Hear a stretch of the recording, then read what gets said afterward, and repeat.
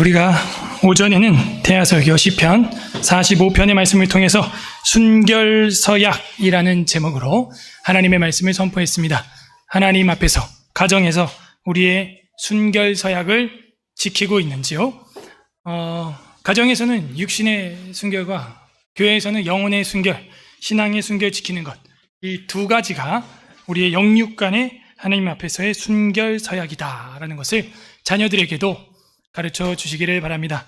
오후에는 기독교 교리, 기독교 세계관 계속해서 교회 셧다운, 코로나 바이러스와 교회 셧다운이라는 논집을 가지고 우리가 오늘 살펴볼 때, 오늘은 교회 셧다운과 신학, 교회 문을 닫는 거 하고 우리 그리스도교의 신학에 대해서 살펴보고 기도하는 시간을 가지려고 합니다. 다 함께 따라하겠습니다. 교회 셧다운과 신학, 교회 셧다운과 신학. 네, 우리가 코로나 바이러스와 처치 셧다운에 대해서 공부를 하고 있습니다. 첫 번째, 두 번째 거 넘어갈게요. 넘어가고 이거 다 복습 여러분 영상을 통해서도 할 수 있게 녹화가 다 돼 있으니까요. 의학적으로 과학적으로 맞지 않았고, 그리고 종교 역사적으로, 종교 개혁사적으로도 맞지 않았다 하는 걸 우리가 다 살펴봤었습니다. 그래서 국가는 교회를 관할할 수 없다, 이것도 지난번 강의 넘어가고, 그래서 그 위헌성에 대해서도 우리가 살펴봤습니다. 자, 이제 오늘은 세 번째 강의가 되겠습니다. 세 번째로는 공부를 좀 해야 된다 해서 교회 셧다운과 신학, 그래서 교회와 신학에 대해서 한번 살펴보려고 합니다. 네, 사도행전 2장 한번 교회가 어떻게 있는지 읽어보겠습니다. 46절에서 47절 시작. 날마다 마음을 같이하여 성전에 모이기를 힘쓰고 집에서 떡을 떼며 기쁨과 순전한 마음으로 음식을 먹고 하나님을 찬미하며 또 온 백성에게 칭송을 받으니 주께서 구원받는 사람을 날마다 더하게 하시니라. 우리 서울 에스라교회가 조금씩 부흥하는 이유는, 앞으로 그리고 부흥할 이유는 다른 거 없어요. 이거예요. 날마다 어떻게 했어요? 네, 날마다 마음을 같이하여. 제가 엊그제도 영상에 이야기했던 건 다른 게 아니라 이거였죠. 다른 게 문제가 아니라 마음이 하나가 돼야 된다. 우리가 마음이 하나가 안 되고 갈라지고 흩어지게 되면은 교회가 아무리 예배를 교회 예배당에서 드릴 수 있다고 해도 마음이 달라버리는 거예요. 광야 훈련에서 어떻게 하면은 40년 광야 동안에 이스라엘 백성이 와야 되지 않고 하나가 될 수 있을까요? 십계명과 모세와 하나님 말씀에 한 마음으로 순종할 수 있었기 때문입니다. 날마다라고 되어 있는데 부담되나요? 저는요, 한편으로는 이해가 돼요. 제가 예전에 우리 홍 집사님하고 다녔던 교회도 매일 철야라는 게 있었거든요. 그 원리는 알겠어요, 원리는. 근데 그게 강제되면 안 되겠죠. 정말 하나님이 좋아서 집이 가까워서 교회가 퇴근하고 집에 가는 길에 들렸더니 기도회를 하더라. 참 좋은 일인 것 같아요. 그래서 날마다 마음을 같이 해서 어디에 모였다? 성전에 모였다. 그래서 날마다 교회 가는 거에 대해서 너무 뭐라 할 필요 없어요. 우리 사도들과 초대 기독교 그리스도인들이 그렇게 했다는 게 사도행전에 나와 있잖아요. 사도행전이 뭐예요? 초대 교회 롤 모델, 그죠? 흔적, 사도들의 흔적, 교회사, 그게 역사, 사도행전이죠. 그래서 날마다 교회 오는 걸 이상하게 여기지 마세요. 날마다 교회 가는 게 오히려 더 성경적입니다. 다만 그것이 일상생활을 다 타파시키고 파괴시키고, 그죠? 생명을 키우는 일에, 양육하는 일에, 아내와 남편을 사랑하는 일에 그것이 너무나 큰 해를 가한다면 지혜가 필요하겠죠. 날마다 마음을 같이 해서 모이는 우리 서울 에스라 교회가 돼야 될 줄로 믿습니다. 여기도 와야 돼요. 여기서 예배를 드리든 아마 한 번은 화성에서 드릴 것 같은데, 화성에 가서 우리 백 집사님이 이제 회사를 아버지에게 허락을 받아서 이제 할 수 있는데, 화성에 가서 하든 어디서 하든지 간에 어쨌든 날마다 모일 수 있으면 참 좋겠죠. 그래서 우리가 서구화되면서 거리가 멀어지고 차량이 있기 때문에 집을 굳이 교회 가까이 이사해야 된다는 필요성을 절박하게 못 느끼다 보니까 평소에 어떤 생활? 기도 생활, 경건 생활, 성도들이 함께 이렇게 교제하면서 마음을 합쳐서, 그죠? 성전에 모이는 생활이 줄어들고 있는 건요, 문제긴 해요. 그러니까 원론은 이거예요. 집이 멀어도 날마다 모일 수 있으면 오케이. 근데 그걸로 인하여 날마다 못 모인다면 고쳐야 돼요. 원칙은 뭐니까? 모임이 있을 때 모여야 하니까 기동성 있게. 뭐 차를, 운전을 더 하든, 집을 가까이 교회로 이사를 하든. 그래서 우리가 날마다 모일 수 있는 거라면 상관없겠어요. 그러니까 저도 김포에서 워낙 오래 살았으니까, 김포에서 왜 영등포로 못 가냐? 영등포로 가려고 알아봤는데 설록 디아망타워도 물리적으로 제가 들어갈 수 있는 재정이 안 돼요. 가려고 엄청 노력했어요. 그러니까 뭘 감당해야 돼요? 운전을 내가 더 한다. 2배 더 한다. 그걸 이제 감수하는 거죠. 그러니까 여러분도 성도님들도 그런 감수를 하고 여기 오는 거고 가는 거고 하는 거죠. 그래서 날마다 마음을 같이하여 성전에 모이기를 힘쓰고 집에서 떡을 떼며, 오늘도 아주 꿀이 들어간 떡을 먹었어요. 방금 또. 예. 호떡. 떡은 떡인데 뭔 떡? 호떡. 그래서 아주 달콤하게 잘 먹었어요. 좋은 일입니다. 성찬과 애찬은 구분이 되니까. 떡을 떼며 기쁨과 순전한 마음으로 음식을 먹고, 어떤 경제적인 이득을 위하여 우리가 여기 모인 거 아니죠? 저 성도 내가 나중에 돈 좀 크게 한번 한탕 빌려가지고 해외로 떠버려야겠다. 그런 마음으로 모인 거 아니에요. 그냥 순전한 마음으로 온 거예요. 저는 그래서 좋아요. 다른 거 없어요. 그냥 예배하고 싶은 거예요. 딴 거 없어요. 우리 신랑 되신 주님 예배하고 싶은 거예요. 딴 거 없어요. 당연히 신부가 신랑이랑 함께하고 만나고 싶은데, 성막의 기능, 성전의 기능, 교회의 기능이 뭐예요? 하나님을 만나는 거잖아요. 다른 거 없어요. 우리가 무슨 여기서 누가 대통령 뽑으려고 우리가 이러는 것도 아니고, 자꾸 저렇게 다르게 하니까 뽑아야겠다라는 필요성을 느끼는 거지. 잘만 돌아가면 우리는 그냥 평범하게 살고 싶은 거죠. 순전한 마음으로 음식을 먹습니다. 하나님을 찬미하며 또 온 백성에게 칭송을 받으니 주께서 구원받는 사람을 그때 한 명씩 더하는 거예요. 더하는 거. 이것이 초대교회의 모습이었다. 이걸 잊지 말아요. 주일 1시간, 수요일 1시간. 그게 우리 공예배 전부거든요. 종이 헌법에도 사실은 진짜 공예배는 주일 1시간, 주일 오후 1시간, 수요일 1시간. 이거 딱 3개밖에 없어요. 나머지는 다 뭐예요? 그냥 우리가 날마다 마음을 같이 해서 모인 거죠. 그건 뭐예요? 안식일도 아닌데. 오늘 오전에 공부했어요? 제일 처음 순결서약 뭐예요? 순결서약을 지키는 원동력 첫 번째 뭐예요? 호세 까먹었어. 그죠? 호떡이랑 같이 확 먹어버렸어. 그지? 순결은 무슨 호떡이 더 맛있는데. 호떡은 기억난다. 내가 오늘 먹은 거. 그죠? 여디디아 기억나세요? 그러니까 사랑하면 한 달에 한 번 보고 싶어요? 매일 보고 싶어요? 그래서 결혼하는 거죠. 눈 감을 때 같이 보고 눈 뜰 때도 옆에 있기 위해요. 그죠? 날마다. 그러니까 우리가 날마다 만약에 모일 수 있다면 내일 또 모여야 돼. 그죠? 내일 또 뭐예요? 그새 또 까먹었어. 그죠? 내일은 월요일 일하러 가는 날 아닙니다. 네, 빨간 날이잖아요. 대체 공휴일이에요. 일하러 가는 분도 간혹 있겠지만, 내일은 또 우리가 소풍이에요. 체육대회라기보다는 소풍. 그래서 성도 간에 교제하는 거예요. 날마다 마음을 같이하여 모이기 힘쓰는 거예요. 신약인데도 불구하고 성전이라고 표현을 했네요. 성전. 예수님 떠나갔는데도 성전이라고 하네요. 여기가 성전인 줄로 믿습니다. 우리가 모이면 성전이에요. 그걸 굳이 이 건물이 무슨 성전이냐? 구약에 보면요, 성물에 닿은 그 물건은 다 거룩하며 이렇게 돼 있어요. 지금 성도가 만약에 성전이면 여러분이 깔고 앉은 그 땅 건물도 다 거룩하며 이거 성전이지 뭐. 굳이 그렇게 시니컬하게 꼭 건물을 성전이라고만 해야 되냐? 꼭 건물을 성전이라고 불러야 속이 시원하겠냐 하면서 비판할 필요가 없다고요. 저도 옛날엔 그랬어요. 근데 저도 점점 이제 숙성되는 거예요. 나이 먹고 성경 보고 정황을 토타스크립트라 해가면서 굳이 극단적으로 그렇게 뾰족하게 주장을 하면은 반드시 반대쪽에 풍선 효과가 일어나서 신학이 불균형이 일어나더라고요. 주일과 안식일의 개념도 마찬가지고요. 그게 그 개념이에요. 그냥 아니라고 해봤자 소용없어. 그 실체가 그리스도 안에서 성취가 된 거고요. 그래서 교회는 날마다 모이는데 과연 셧다운? 그게 과연 합당할까? 읽어보세요. 히브리서 10장 25절 시작. 모이기를 패하는 어떤 사람들의 습관과 같이 하지 말고 오직 권하여 그날이 가까움을 볼수록 어떡하죠?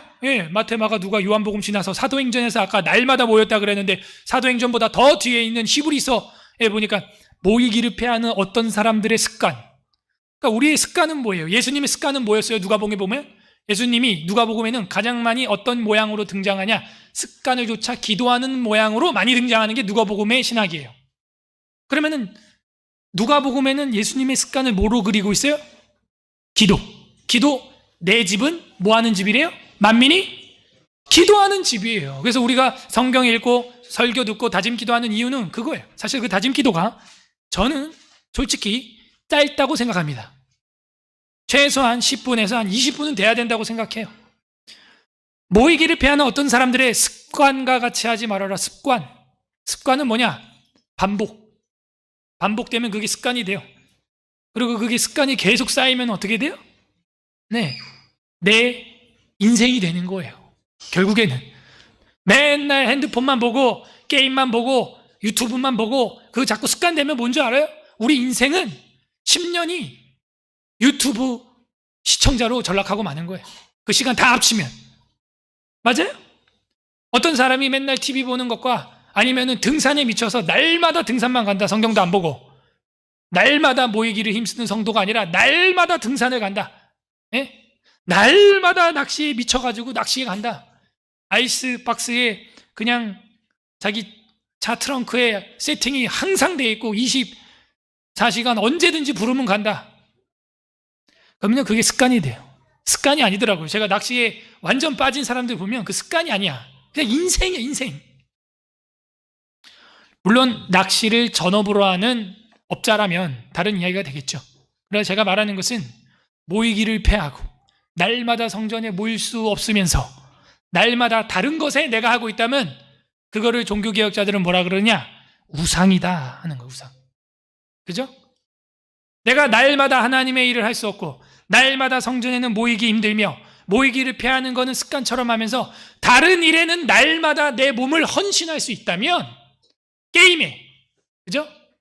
술에, 낚시에, 낚시가 아니더라도 여러분이 거기에 시간을 날마다 할애하면서 하나님에게는 날마다 못한다면 그게 내가 섬기고 있는 거예요.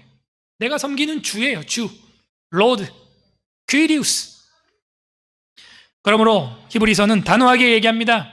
죄와 싸우되 피 흘리기까지 싸우라 라고 나온 뒤에 이 10장에 이 이야기가 나오는 거예요. 모이기를 패하는 어떤 사람들의 습관과 같이 하지 말고 오직 서로 좀 권하여 그날이 가까움을 볼수록 더 좀 모여라. 근데 오늘 우리가 읽었던 누가복음에는 뭐라 그래요? 말세가 되면 전염병과 기근과 처처에 환란이 일어날 거다. 그리고 너희를 박해할 거다. 어쩌면 소극적으로 그렇게 되고 있는지도 몰라요. 그리고 이런 코로나19 같은 치사율이 낮은 전염병이 아니라 실제 흑사병 같이 3분의 1이 인류의 3분의 1이 죽어나가는 전염병이 우리에게 임한다면 우리의 예배는 보나마나 다 셧다운하게 될 겁니다. 아니 이거 가지고도 셧다운하면 보나마나 아니에요? 그래서 이거는 반드시 헌법소원 심판을 해서 이 최소한 자유민주 국가들에게는 철폐가 될 수 있도록 막아질 수 있도록 저항을 해야 하는 것입니다. 저항하는 것도 습관을 들여야 돼요. 성경과 다르다 이러면은 안테나가 기민하게 딱 반응해야 되는 겁니다. 내가 길을 잘못 들어섰네? 이러면 내비게이션이 빙빙빙 돌면서 길 설정을 다시 합니다 하는 것처럼 뭔가 이게 잘못됐네 하면 영적인 기민함이 딱 서 있어야 돼요. 그게 누구냐? 말씀과 기도로 성령으로 충만한 사람. 그 사람은 그걸 느껴요. 그걸 영분별의 은사라 그래. 이거 이상하다 딱 느끼는 거예요. 못 느끼는 건 뭐예요? 죽은 거예요. 왜 죽은 거죠? 신경이 마비가 됐으니까. 찔러도 몰라요. 오른팔이 마비가 된 사람, 그 사람은요 아무리 찔러도요 고통을 못 느껴요. 우리의 영적인 신경이 죽어 있다면 교회를 압박하고 때리는데 찌르는데도 반응을 못 할 거예요. 과연 그래서 이렇게 셧다운 하는데 누가 고통스러워하는가? 그걸 보면 알아요. 네? 화천대유? 화천대유 특검합시다 하는데 제일 하기 싫어하는 사람이 누구예요? 화천대유하고 신경이 연결되어 있는 사람이겠죠. 그죠? 화천대유 주인이 제일 하기 싫겠죠. 그게 내 살이니까, 내 피부니까. 예배 셧다운 합시다 할 때 제일 싫어하는 사람이 누굴까요? 예배와 신경이 연결되어 있는 사람이에요.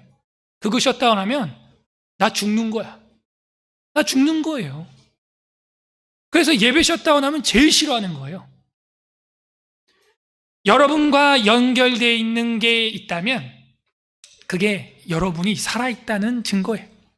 여러분은 어느 거에서 발끈하세요? 그게 여러분과 연결되어 있다. 연결.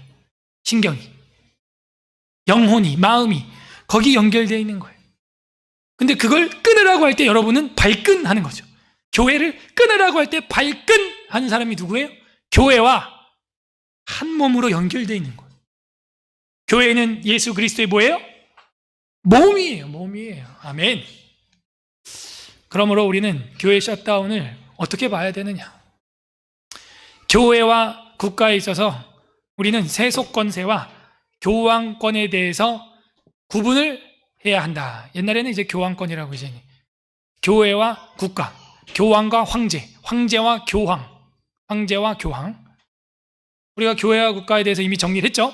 근데 이상규 박사님도 이 얘기를 또 하는 거예요. 이 다른 책인데도 불구하고 전에 전염병과 마주한 기독교회에도 나왔었지만 교회 통찰에도 나왔었지만 여기에서도 이 이야기를 하고 있는 거예요.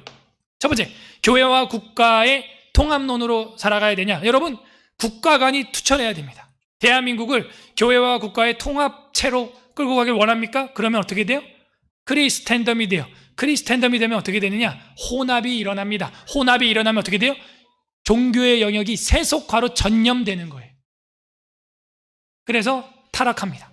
그러므로 이 교회와 국가의 통합론, 크리스텐덤은 한다, 안 한다? 안 한다 그랬어요. 두 번째, 분리론.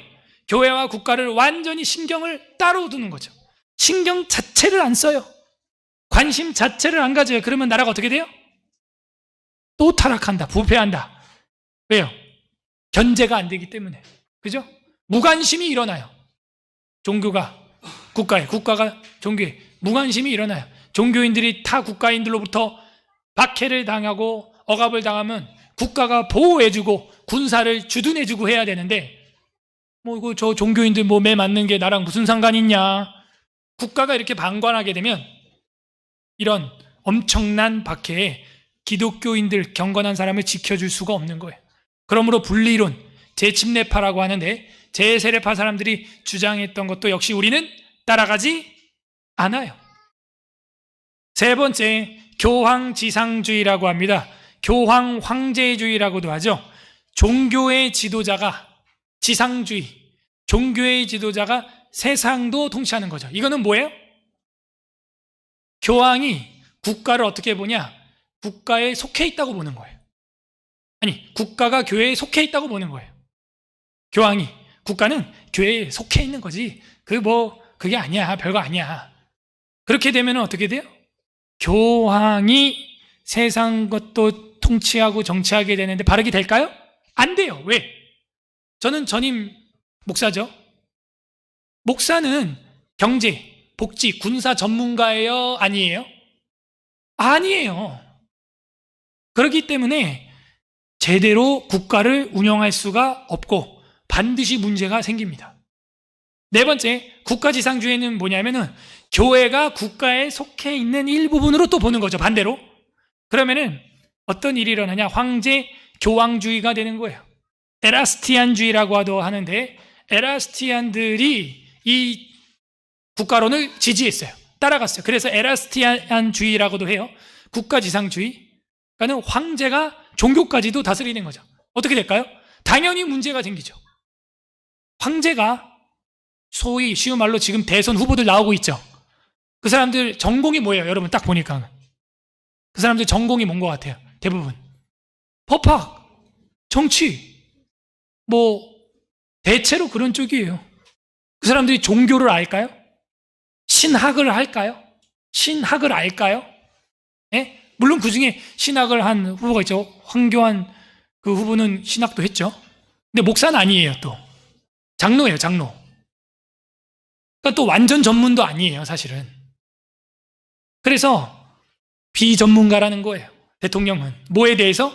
종교와 신학에 대해서 비전문가. 여러분 우리가 교회를 평생 다녀도 당회와 노예와 총회와 이 구조가 어떻게 돌아가는지, 재판이 어떻게 돌아가는지, 법을 어떻게 상정하는지, 고치는지, 재정이 어떻게 돌아가는지 사실은 알기가 쉽지 않죠.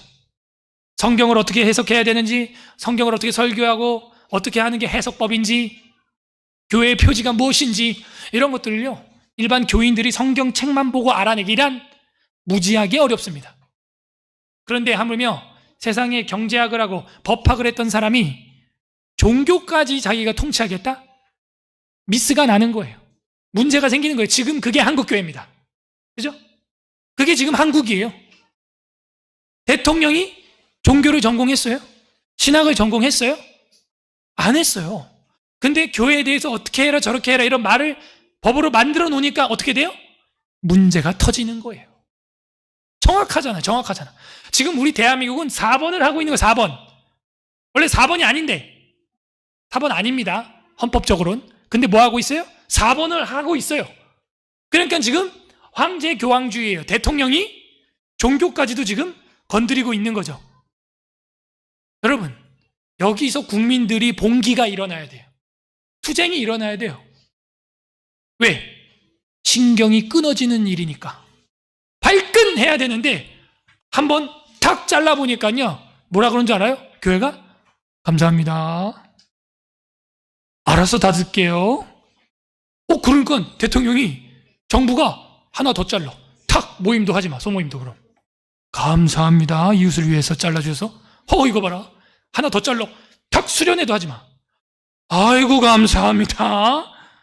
감사합니다. 사례비 따박따박 나오는데 쉬게 해주셔서 감사합니다. 야, 그냥 업어치기 해버려 저거. 이렇게 된 거예요. 마비가 되는 전신마비 식물인간 대한민국 교회, 이게 드러난 겁니다. 4번을 하고 있는데 우리는 1번, 2번, 3번, 4번 어떤 채널로 공격이 들어와도 여러분이 그거를 발끈하고 탁 막아내야 되는 거예요. 네? 어디 내 신경과 내 몸뚱아리를 셧다운 하려고 하냐. 안 된다. 그래서 이것들을 종교개혁자들은 이 4개를 비성경적이다라고 정의를 했어요. 성경으로 공부를 해보고 따져보니까 전혀 맞지가 않아요. 여러분 알고 있는 사울 왕과 사무엘이 얼마나 사이가 좋았습니까? 처음엔. 그래서 사무엘이 사울 왕에게 갔더니 사울은 겸손하여 행구 뒤에 숨을 정도로 무지하게 겸손했고, 사무엘은 그를 어떻게 해서든 왕으로 세우려고 행구 밖으로 나오라고 하고 기름을 부으려고 했고, 사울 왕은 계속해서 겸손하게 나는 베냐민 지파의 그 기스의 아들 아주 그 미약한 사람입니다 하는 거예요. 네? 베냐민 지파가 사사기에서 내전을 터뜨렸다가 어떻게 됐어요? 21장에 전멸됐었거든요. 그런 반역자 지파인 내가 어떻게 합니까? 그래도 사무엘은 사람들 어깨 위에 머리가 하나 더 있다.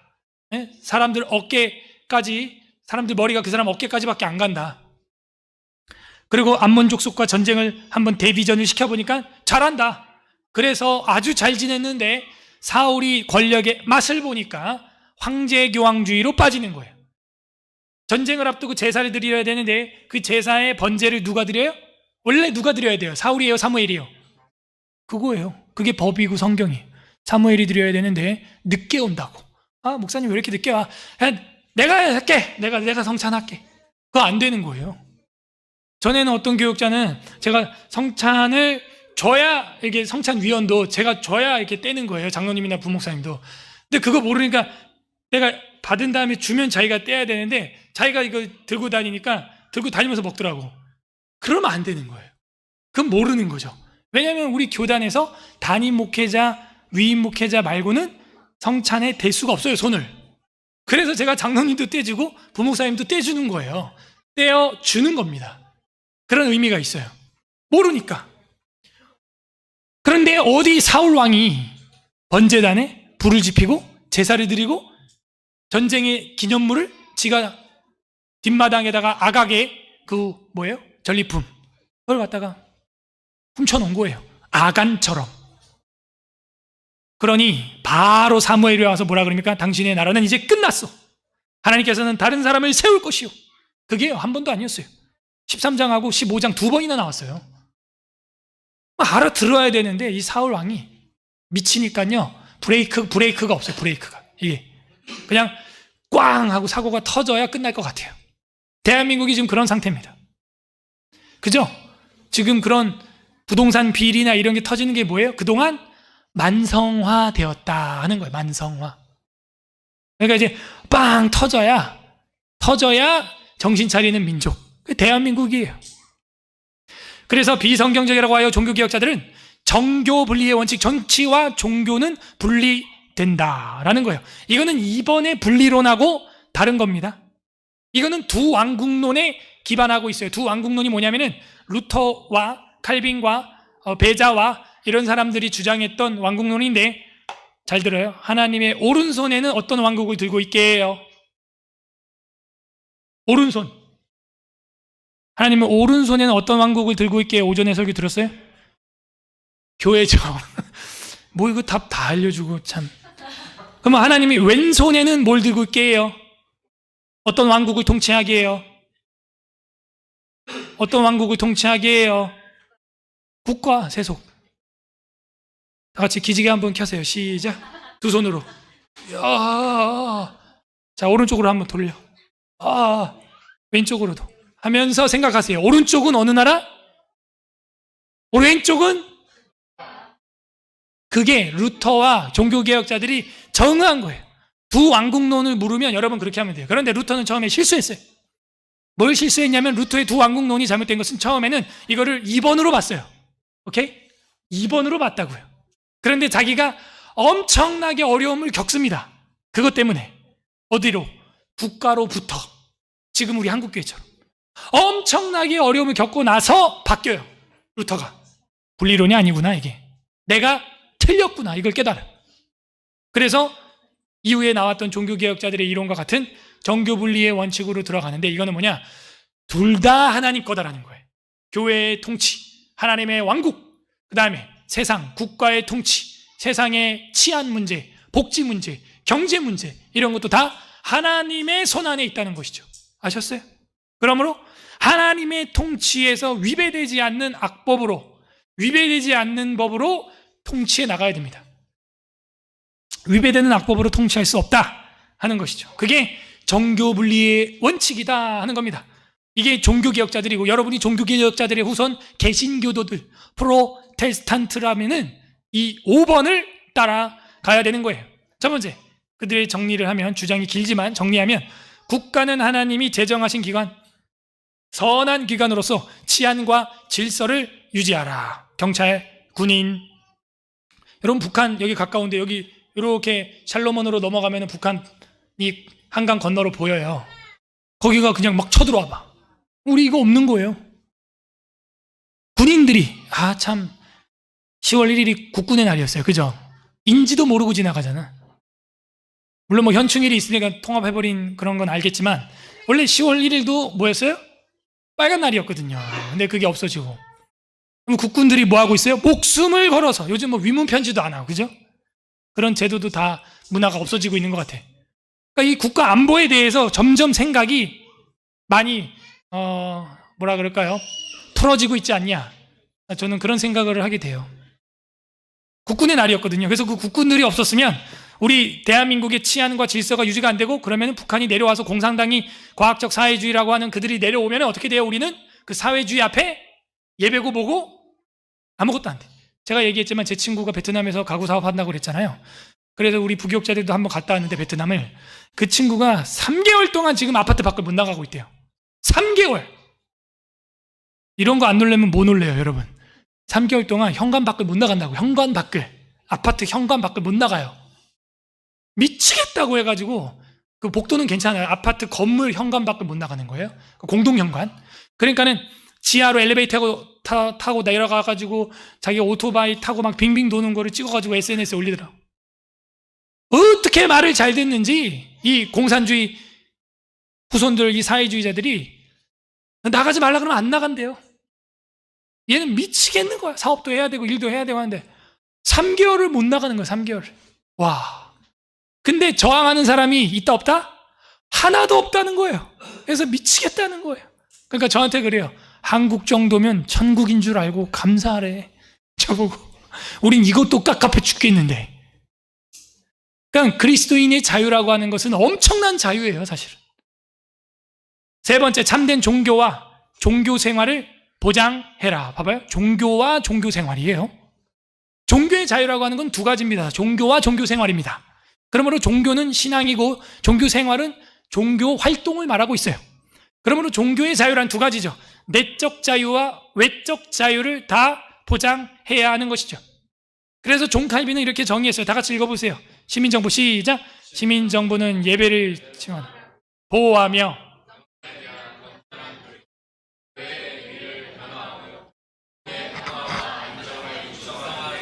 네, 시민정부는, 왼손에 있는 정부는 예배를 못해요.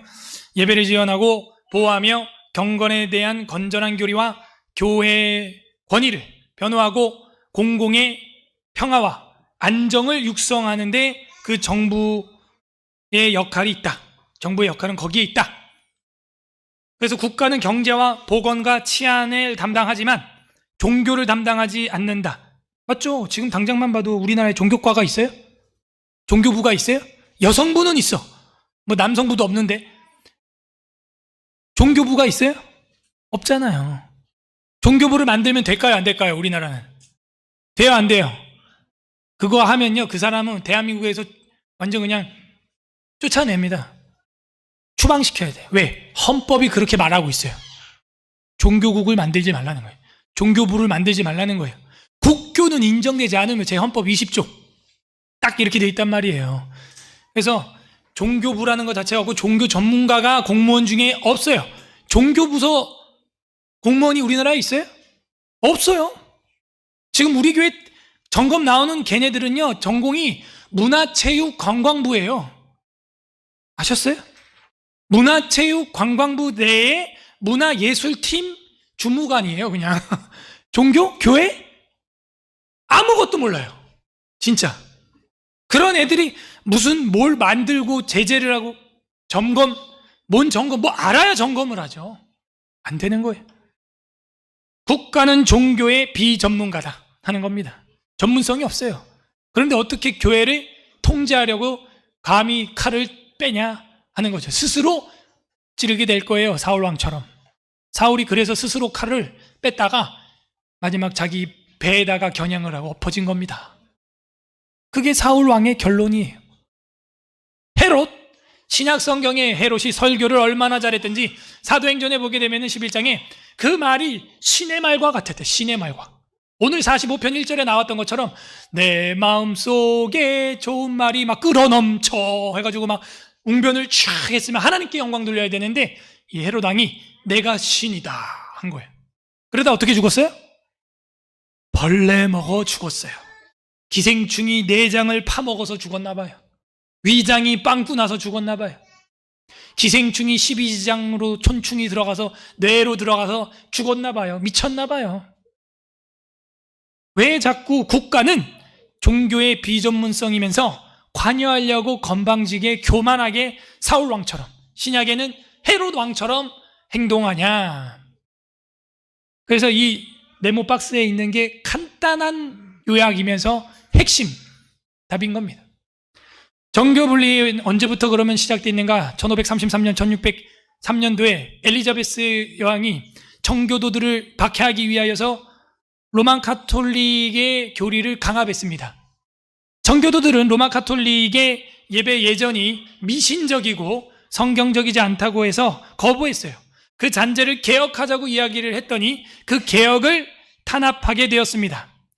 그래서 이때부터 국가의 권력을 가지고 군대를 가지고 종교를 탄압하는 일이 시작이 된 것이죠. 그 후계자 제임스 1세, 찰스 1세, 찰스 2세, 제임스 2세, 제임스 2세는 아들은 아니고 동생이었는데 제임스 2세, 이 사람들도 전부 다 그 똑같은 엘리자베스 같은 일을 했어요. 그래서 성공회였는데 이 사람들이 언약도 중심의 지금의 스코틀랜드 장로교, 우리 서울 에스라교회 같은 개혁주의 장로교, 이 언약도들의 종교의 자유를 탄압하기 시작합니다. 엄청나게 많이 죽여요. 어린아이 9살까지도 죽였다는 거예요. 여기 9살 손 들어, 9살. 이 9살도요 죽였다는 거예요. 손 내려. 뭐? 누구를? 이렇게 예배드리고 이렇게 신앙생활하고 이런 교회 다니면 9살짜리도 죽여버렸다는 거예요. 그게 현실이에요. 그래서 정교 분리의 필요성이 역사적으로 피로써 쓰게 된 것입니다. 이거 뭔가 문제가 있다. 왜 종교에 대해서 저렇게 정부가 왜 이렇게 피를 흘리면서까지 하냐? 자유가 있어야겠다 해서 소위 신대륙 아메리카를 향하여 1647년도 5월에 포츠머스 4개지에 정착 대표 4팀이 합의를 하여 처음 헌법을 만듭니다. 그때는 4개 주만 헌법을 만든 거죠. 그게 뭐냐? 상호 불가침 조약이에요. 정치는 종교에 관여할 수 없다. 그게 헌법의 첫 번째였어요. 왜? 이거는 목숨이에요, 목숨. 그러니까 우리는 예배는 목숨이에요. 그래서 성도들에게 목사님들이 이렇게 가르쳤죠. 성도 여러분, 예배는 생명입니다. 예배는 생명입니다. 근데 그랬던 교회가 지금 다 뭐 하고 있어요? 다 셧다운. 법으로 풀어주면은 고작 그거 부스러기 받아먹고 있고 셧다운 하고 있는 거예요. 자녀 됐고 아들이 되었는데 아들 되고 왕자가 되고 공주가 된 권세를 사용하지 못하고 있는 겁니다. 법은 멋있게 만들어 놓고 헌법을 그래서 신대륙 미국에서는 처음에 4개 주가 모여서 헌법을 만들 때 이렇게 만들어서 서로 상호 불가침 조약으로 만들었어요. 그러고 나서 이게 점점점 시대가 지나서 1777년 6년 7월 토마스 제퍼슨의 독립선언문에 정교분리의 원칙을 넣게 되고 1789년도에 연합헌장, 여러 개의 이제 주가 종교의 자유를 위하여 아메리카 대륙으로 넘어왔을 때 연합헌장을 만드는데 이제 수정헌법을 하게 되죠. 고치게 되는 거죠. 뜻을 합쳐서. 그게 최종본이 수정헌법이에요. 헌법을 한번 수정했다는 거예요. 1791년도 12월 15일에 그걸 만들게 된 것입니다. 그래서 미국 헌법 제1조는 이렇게 되어 있어요. 연방의회는 어떤 종교를 국교로 정하거나 종교의 자유로운 시행을 금지하는 법률을 제정할 수 없으며, 이거예요. 자유로운 종교 시행을 금지하는 법을 제정할 수 있다 없다? 없다.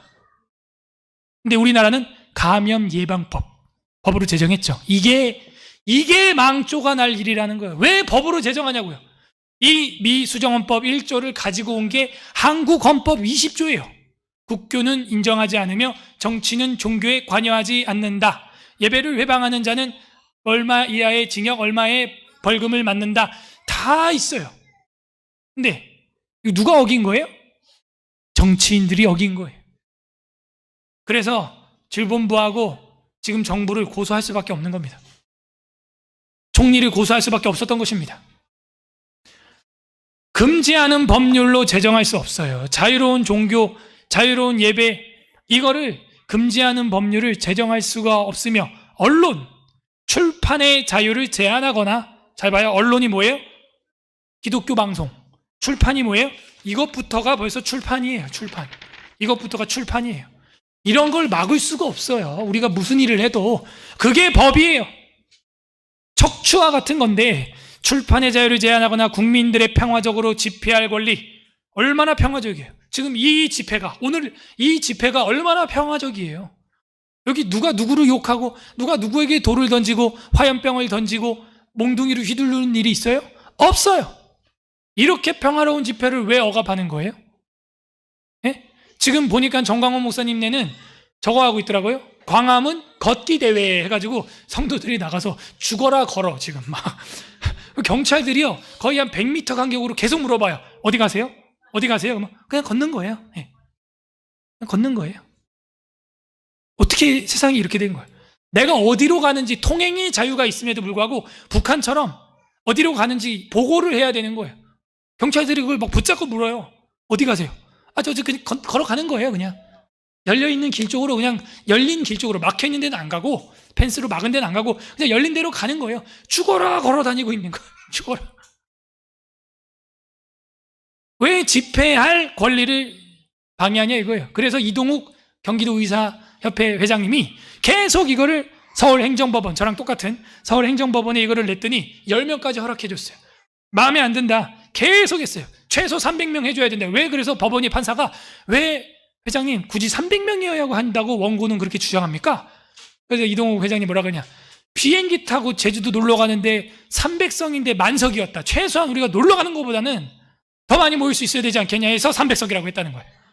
그랬더니 30명 허락해 줬어요, 지금. 그래서 또 엊그저께 또 가처분 행정 비용 얼마나 많이 들겠어요. 그때 우리 교회 와가지고 막 나가라고 했던 그 의사 그분 전투력이 어마어마해요. 제가 볼 땐 그런 분도 정치시켜야 돼. 제가 볼 때 국회 집어넣어야 돼요, 저런 분. 그걸 보니까요, 이게 진짜 저는 설마 했는데 오세훈 시장이 하는 일이었어요. 왜냐하면 법원에 가면 어쩔 수 없이 그 오세훈 시장이 답변을 해야 되거든요. 그렇게 답변서가 온 거예요. 카페나 식당이나 이런 거는 어쩔 수 없으나 종교 행사는 어쩔 수 있다는 거야. 어쩔 수 있다는 거야. 그게 판결문에 나와 있는 거예요. 그쪽 피고 측의 반론이 그랬다는 거예요. 와, 피고가 누군데? 서울시. 서울시 누구? 시장. 그래가지고 이거는 좌의 우의 문제가 아니에요.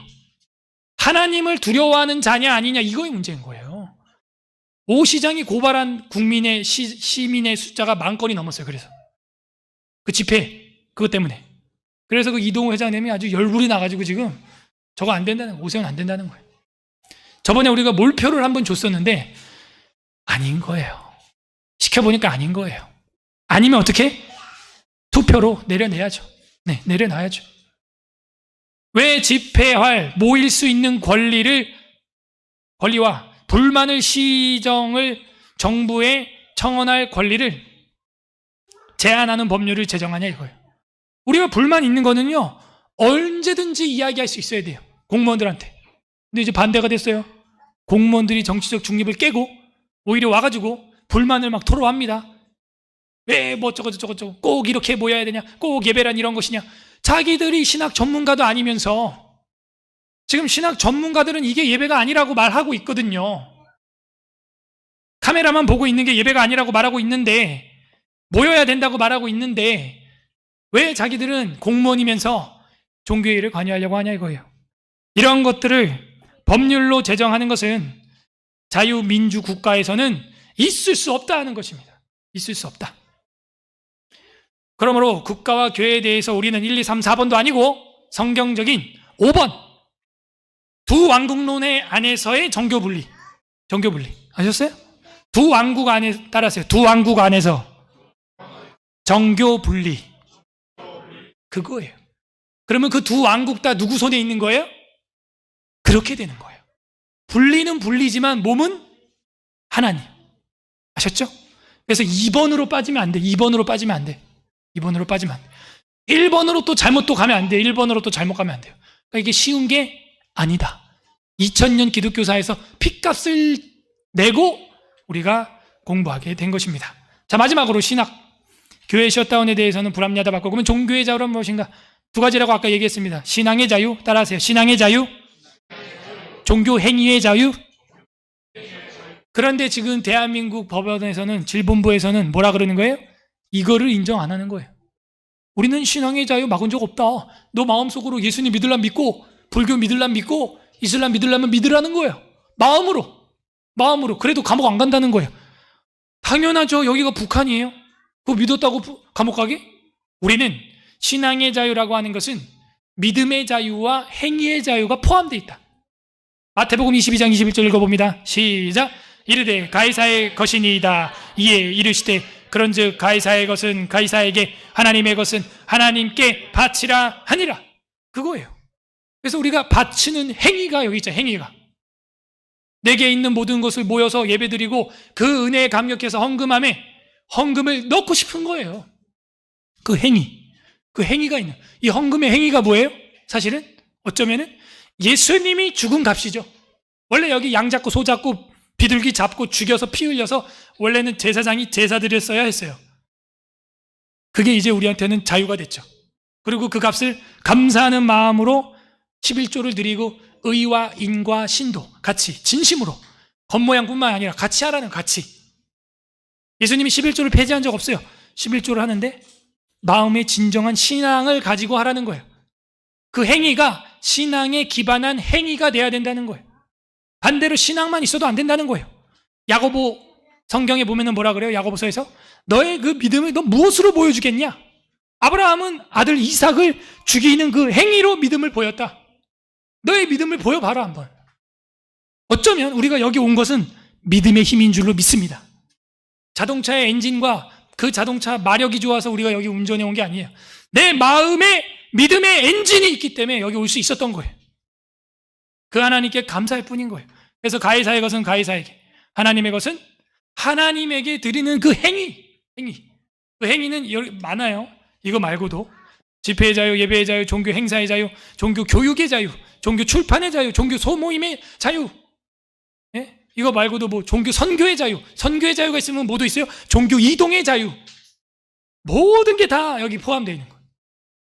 그러므로 종교의 자유라고 하는 것은 단지 너 혼자 집에서 마음으로 믿어라가 아니에요. 그게 무슨 자유예요? 진정 종교의 자유는 신앙의 자유, 마음으로 믿는 자유와 종교 행위의 자유, 예배, 예전의 자유죠. 제가 하얀 가운을 입고 떡을 떼고 잔을 나누고 예배, 행위, 이 행위의 자유가 있어야 하는 거예요. 다만 그게 있어요. 와우, 내가 뭘 누른 거야.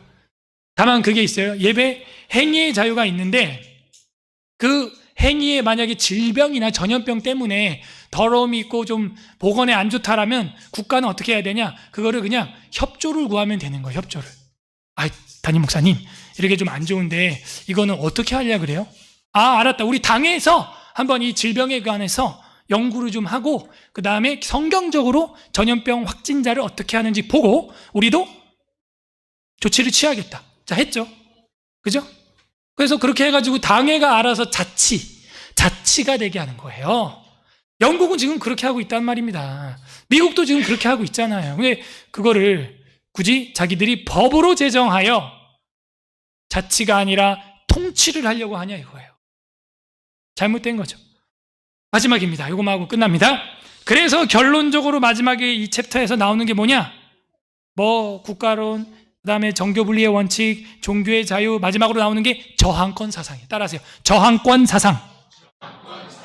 아들이면 그 권세를 가지고 있다는 것이죠. 예? 영접하는 자, 곧 그 이름을 믿는 자에게는 하나님의 자녀가 되는 권세를 주었나니 와 같이 예수님을 믿으면 마귀를 억제할 수 있는 그리스도의 이름을 가진 권세가 된 것처럼, 권세를 가진 딸과 아들이 된 것처럼 우리 대한민국 국가는 뭐예요? 저항권이 있다는 거예요. 종교개혁자들은 저항권이 있는 그런 국가를 세워야 한다고 본 거예요. 이거는 국민에게 기본적으로 주어진 권세, 저항권이라는 거예요. 저항권. 근데 이게 있는 줄을 몰라요. 이걸 사용 못하는 게 우리 한국교회의 모습이에요. 저항을 안 해요. 팔을 자르고 다리를 자르는데 감사합니다 이러고 있는 거예요. 마비된 다리 잘라주셔서 감사합니다. 아니 그래도 마비된 다리라도 달고 있는 게 낫지. 이거 언제 날지 모르잖아. 그걸 잘라버리면 어떡해요? 썩은 것도 아닌데. 그냥 전신마비라고 그냥 막 잘라버리면 어떡해요? 재활하고 회복을 해야 될 것인데 그를 저항할 의지가 없는 거예요. 성경의 가르침에 명백하게 위반되는 것을 요구하거나 강요할 때는 저항할 수 있다. 이게 종교개혁자들이 그 5가지 국가론을 연구하면서 돌출한 결론입니다. 국가에 순종하라. 로마서 13장에 나와 있죠. 너는 위에 있는 권세에 복종하라. 로마서에 나와 있죠. 그러나 그걸 다 종합해 봐도, 종교개혁자들이 종합해 봐도 사람의 말을 들으면 사람의 종이로 돼, 하나님의 말을 들으면 하나님의 종이로구나. 그래서 베드로가 감옥에 갇히는 걸 보면서 정리를 한 거예요, 이게. 여러분, 베드로의 핏값을 우리가 허무하게 여기면 안 되겠죠. 헛되게 만들면 안 되겠죠. 주기철 목사님의 핏값을 헛되게 만들면 안 되겠죠. 저항했던 사람들이 얼마나 많아요. 그 저항권이 있는 거예요. 우리 프리티 선교사님도 있지만 인도의 마하트마 간디, 저항, 비폭력, 저항주의. 오케이? 그게 세상을 바꿔요. 대한민국에도 있죠. 3.1 독립운동. 그거는 비폭력, 저항주의였어요. 저항운동이에요. 지금 민주노총이 하는 것처럼 술 퍼먹고 병 들고 나가고 그게 아니에요. 그냥 나가서 찬양 부르고 예배 드리고 그렇게 한 거예요. 그게 뭐가 문제죠? 정부, 서울행정법원도 그걸 알고 있더라고요. 판례문을 제가 다 봤어요. 다 봤더니 지금 서울시가 하는 행동은 위헌이라는 거예요. 그래서 자기가 이걸 풀어주겠다는 거예요. 와우! 그래서 30명. 조금 이상하죠? 앞엔 진짜 멋있었어. 판결문이 있는데 너무 멋있는 거야. 서울시는 잘못됐다. 이거는 인간의 기본권을 말살하는 행위요. 국민권을 말살하는 행위다. 그러므로 이것은 정지되어야 한다.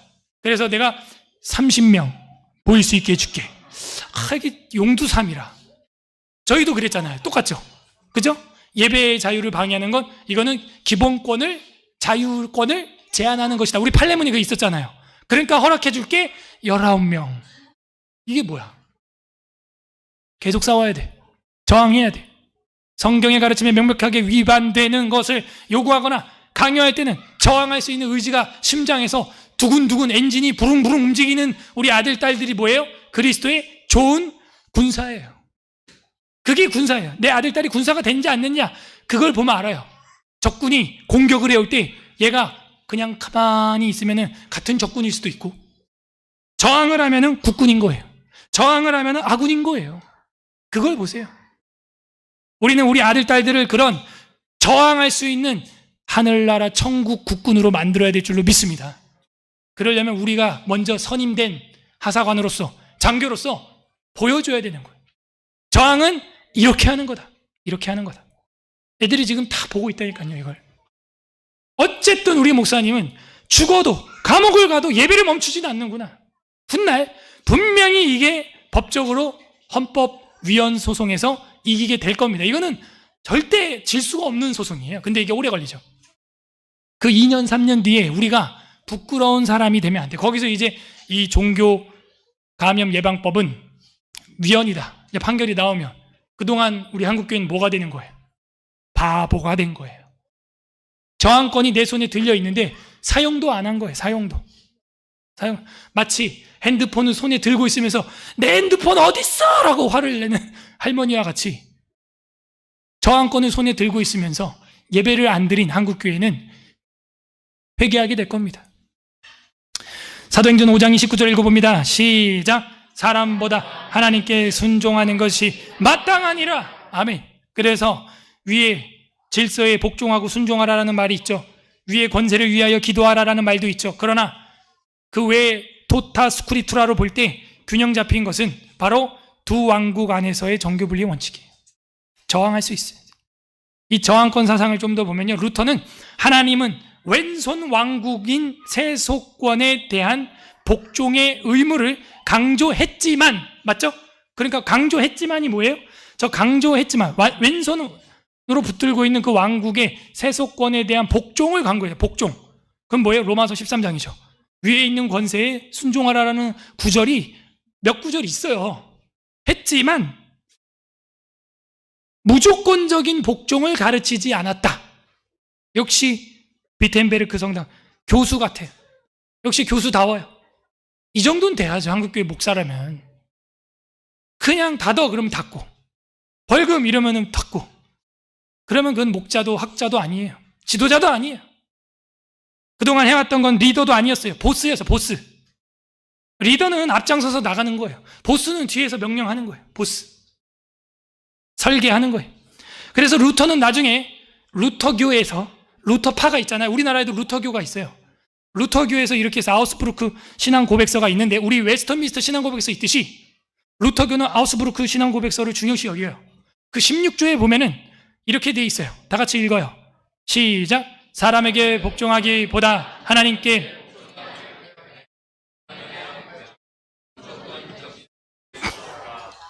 아셨죠? 벌써 이미 다 정리돼 있어요. 이 팩트를 한국교회 성도들은 몰라요. 이게 팩트예요. 이게 기독교인의 기본권, 저항권이라고요.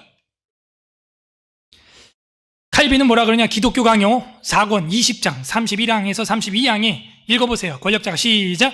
권력자가 하나님께 반역할 경우 이에 대해 저항하는 것은 정당한 일일 뿐 아니라, 제가 색칠한 부분이 너무 가슴 아파요. 이것은 그냥 그렇게 할 수 있다라고 하는 권장사항 정도가 아니라 뭐라고요? 의무는 뭐예요? 안 하면 어떻게 되는 거예요? 의무예요. 그건 여러분이 해야 되는 의무예요. 그걸 안 하면 그 사람 뭐가 돼요? 직무유기가 되는 거예요. 여러분이 한 사람을 살릴 수 있었는데 죽이는 거예요. 죽여. 한 사람의 예배자를 살릴 수 있었는데 죽이는 게 되는 거예요. 정당하게 저항할 수 있는 그 의무를 저버리니까 죽는 거예요. 양들이 죽어나가는 거예요. 이게 저항권 사상이에요. 하나 더, 그의 후계자인 베자, 존 켈빈의 후계자였던 디오도르 데 베자는 뭐라 그랬냐? 위정자의 신민에 대한 권리와 시민의 위정자에 대한 권리에 관하여 논문을 썼어요. 그리고 그는 뭐라 그러냐? 부당한 국가 권력에 대한 저항은 정당한 것이다. 그래서 바돌로메의 날의 대학살은 잘못된 것이다. 그리고 저항은 그리스도인의 양심이라고 하는 저울에서 달아봤을 때 나오는 행동이라는 거예요. 그리스도인의 양심에 그걸 딱 올려봤을 때, 감염 예방법, 교회 폐쇄, 인원 제한, 그걸 양심에, 여러분 신앙의 양심의 저울에 딱 달았을 때 그게 쭉 내려가면 그걸 따라가야 한다는 거예요. 그게 데오도르 데 베자의 입장이었어요. 그뿐만 아니라 스코틀랜드의 조지 부캐넌, 존 낙스, 이런 사람들이 이 신학을 따라가게 됩니다. 칼빈이 원류라고 할 수 있고, 칼빈의 이 저항권 사상을 많은 개신교도들과 장로교도들이, 그리고 그 후손인 언약도들이 이어나갔어요. 이 점에 대해서 종교의 자유가 한국 교회의 인식에 매우 부족하고 인식조차도 안 돼 있다 하는 것이죠. 이거는 국가가 교회에 협조를 구해서 교회 스스로 자치해야 되는, 스스로 판단해야 되는 결정권을 강제로 강탈해 간 거예요. 누가 여러분 노트북이나 핸드폰을 뺏어가면 기분이 어떻겠어요? 그보다도 더 기분을 나빠해야 되는데 전혀 그렇지가 않다는 거죠. 스스로 판단하고 결정해야 될 교회의 주권을 뺏긴 거예요. 교회의 주도권을 국가가 가져가 버린 겁니다. 한국 기독교계가 국가기관의 행정명령을 통해서 현장 예배를 제한하는 성명서를 오히려 한교협에서 발표했다는 것은 수치스러운 일이에요. 소극적 저항권 행사밖에 우리는 못하고 있는 겁니다. 저희 교회가 하는 것도 소극적인 저항권의 행사예요. 우리 교회가 뭐 어마어마하게 저항하고 있는 것도 아니에요. 더 적극적으로 하려면 여러분이 최소한 영등포 구청에 매일 전화를 하고, 구청장 전화번호가 떠 있어요, 홈페이지에. 매일 민원을 넣고, 나 해봤다, 구청에 전화해봤다 하는 사람 손 들어봐. 1명, 또 2명, 끝. 없어. 그러니까 우리 서울의 에스라 교회도 아직 성경적이지 않아. 제가 볼 때 아직도 비성경적이에요. 이 이상규 박사님이 말하는 것처럼 소극적 저항권 행사만 하고 있다. 왜 그런 거죠? 우리의 신앙이 그만큼 팔딱팔딱 뛰지 않고 있기 때문에, 말초신경, 신앙의 말초신경이 예민하지 않기 때문에, 그 정도야 뭐. 저항 없이 받아들이고 있는 겁니다. 너무 아니한 행동이에요. 그리고 종교의 자유와 교회에 속한 권세에 대한 포기, 우리는 지금 2년 동안 그것을 한 것입니다. 그래서 제가 원래는 2주 뒤에 그냥 바로 간다, 원래 그냥 이번 주부터 그냥 바로 정면 돌파였는데, 우리 성도들과 구역자들의 염려와 걱정 속에서 그래, 한 번 더 그러면 공무원이랑 전화해보고 한번 협의를 해보자 해가지고 법원에서도 만나서 얘기를 했는데, 판사가 그래도 기일을 잡아주니까 자기들도 이제 공무원들도 일을 할 수 있게 됐고, 억지로지만 된 거예요. 26일 이후에도 계속 만약에 법원이 정지를 안 해주고 혹은 기각을 하거나 영등포구청이 해제를 안 해주면 어떻게 해야겠어요? 여러분 어떻게 하겠어요? 전화하는 거예요. 심하면 1인 시위 나가는 거예요. 그죠? 할 수 있는 모든 걸 다 하는 거예요. 그죠? 그게 맞는 거예요. 그게 저항권 사상이에요. 저항권 사상. 이게 교회 셧다운을 바라보는 우리의 안목과 우리가 가지고 있는 신학이었습니다.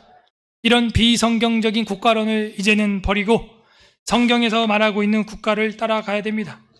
누가복음 성경에서는 이제 말세가 갈수록 전염병과 기근과 환난은 커질 것이고 너희를 박해할 거라는 거예요. 오늘 우리가 읽었던 성경에 보게 되면은 그렇게 나와 있잖아요. 곳곳에 큰 지진과 기근과 전염병이 있겠고 또 무서운 일과 하늘로부터 큰 징조가 있으리라. 그렇게 전염병이 돌 때는 서로 옮을 수 있으니 모이지 말아라. 그래요? 이 모든 일 전에 내 이름으로 말미암아 너희에게 손을 대어 박해하며 회당은 뭐예요? 시나게그, church, 우리로 하면 교회죠. 교회당과 옥에 넘겨주며, 이때는 시나게그 재판이죠. 당회 재판, 총회 재판. 그런 데서 넘겨주며 임금들과 집권자들 앞에 끌려가려니와 이 일이 도리어 너희에게 증거가 되리라. 그러므로 너희는 변명할 것을 미리 궁리하지 않도록 명심하라. 내가 너희의 모든 대적이 능히 대항하거나 변박할 수 없는 구변과 지혜를 너희에게 주리라. 이 말이 뭔지 알아요? 좀 무식해 보이죠? 말할 거 미리 준비하지 말라는 거예요.